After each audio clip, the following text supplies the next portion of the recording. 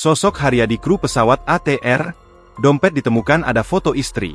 Update terbaru pencarian penumpang pesawat ATR 42500 di lereng Gunung Bulu Saraung, Kabupaten Pangkep, Sulawesi Selatan. Selasa, 20 Januari 2026, pencarian memasuki hari keempat. 1.200 tim SAR dan relawan turun dalam aksi kemanusiaan. Tim SAR gabungan menemukan dompet penumpang hari ini. Salah satu dompet berisi identitas atas nama Haryadi kelahiran Karanganyar 5 Desember 1979. Dompet berisi uang tunai. Ada pula foto sang istri tercinta di dalam dompet. Dia adalah Flight Operation Officer, Indonesia Air Transport, IAT.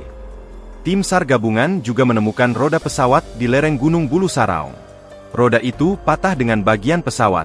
Hingga Senin, baru 2 jenazah korban yang sudah ditemukan dari total 10 korban jatuhnya pesawat ATR 42500 di Gunung Bulu Saraung. Korban berjenis kelamin laki-laki dan perempuan. Download Tribun X sekarang, menghadirkan lokal menjadi Indonesia.